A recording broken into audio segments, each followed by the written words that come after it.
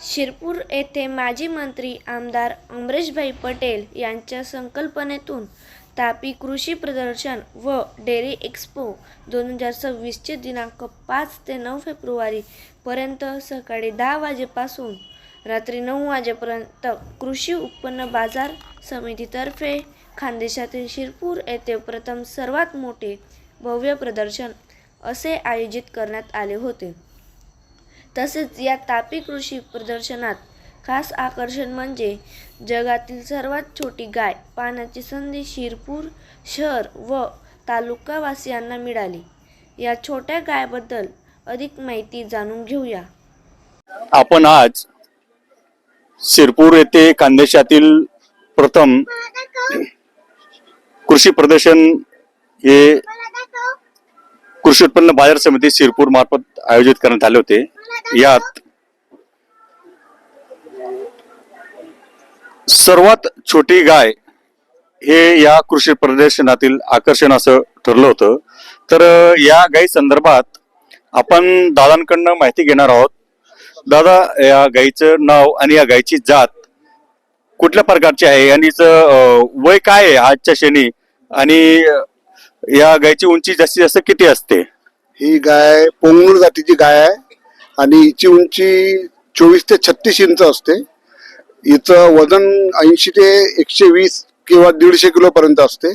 साधारणतः 1 ते 2 लिटर दूध देते ही, आणि मूळ आंध्र प्रदेश येथील जिल्हा चित्तूर तालुका पोंगनूर या ठिकाणची हिची वंशावळ आहे। तिची मूळ गाय आहे ही। आणि ह्या गायीचं असं आहे की ही गाय पोंगनूरची असल्यामुळे हिचं नाव पोंगनूर म्हणून प्रसिद्ध आहे। हिच्या नावाने तालुका किंवा तालुक्याच्या नावाने ही प्रसिद्ध आहे।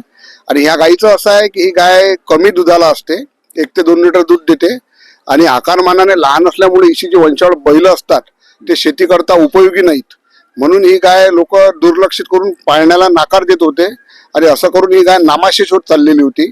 तर ज्या 550-600 गायी 700 पर्यंतच्या गायी उरलेल्या होत्या शेवटच्या, काही लोकांनी ज्या जतन केलेल्या होत्या त्या, किंवा काही गोशाळेकडे होत्या त्या, अशा सगळ्या जमा करून त्यांच्यावर आंध्र सरकारने आता बराचसा ग्रँड निधी देऊन त्याच्यावर काम सुरू केलेलं आहे, आणि मोदी सरकारने सुद्धा हिला प्रमोट केलेलं आहे।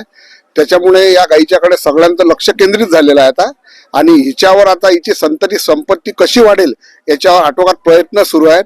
आणि ह्या गायीचं असं झालेलं आहे आता की ही गाय स्टेटस सिम्बॉल जसा असतो की ज्याच्याकडे ही गाय आहे तो म्हणजे श्रीमंत माणूस, किंवा ही गाय असावी असा सगळ्यांचा एक समज आहे। आता माझा सुद्धा या गायीच्या बाबतीत असा विषय आहे की ही गाय मी भारतातील प्रदर्शनात घेऊन फिरायचा एवढाच माझा उद्देश आहे की जसे लोक आपल्या घरात महागडी कुत्री पाळतात आणि घरात वागवतात, त्यांची सेवा करतात, त्यांना एक घरात जागा देतात स्पेसिफिक, त्यांच्यावर खर्च करतात, तर ती कुत्री पाळतात, त्याच्याबद्दल माझा नाही आहे। पण त्याचप्रमाणे या गायीला सुद्धा लोकांनी आपल्या घरात जागा द्यावी।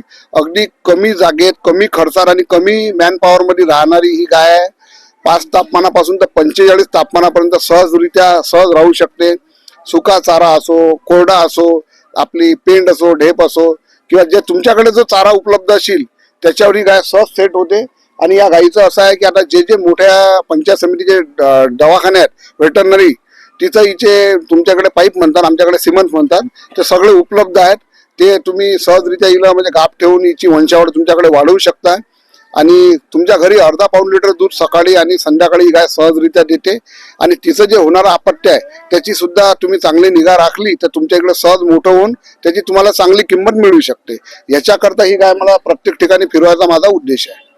दादा, या गायची मार्केटला आता जर विक्रीसाठी आली तर काय किंमत असू शकते? आता ह्या गायी सहजरित्या तर कोण्या मार्केटला उपलब्ध नसतात, पण जिथे जे लोक यांचं ब्रीडिंग करत आहेत, जिथे यांचे फार्म आहेत जसे आंध्र प्रदेशमध्ये, तर ते लोक साधारणतः हिची 1 लाखाच्या वरच हिची किंमत असते। म्हणजे मी नाही सांगत आहे, युट्यूबवर वगैरे सगळं इकडे आहे, तुम्ही पाहू शकता। आणि म्हणजे माझ्याकडे तर कोणती काही विक्रीलाही नाही, आणि हा माझा व्यवसाय नाही आहे, ही माझी स्वतःची छंदाची गाय आहे माझ्या घरची। इथं मी निमंत्रित होतो म्हणून मी आलेलो आहो, पण आपण युट्यूबवर जर पाहिलं तर साधारणतः 1 लाखाच्या वर या गायीची किंमत असते। आणि त्या लोकांनी आता कसं आहे, ज्यांनी ही जतन करून ठेवलेली आहे, जे हिच्यावर काम करतात, इथं ब्रीडिंग करतात, तर ते थोडेफार पैसे थोडे शिल्लक तर घेणार असतात। ज्यावेळेस ही गाय आता प्रत्येकाच्या घरी होतील, हिची उत्पत्ती वाढेल, त्यावेळेस मग हिची सहजच किंमत कमी होऊन जाईल थोडी।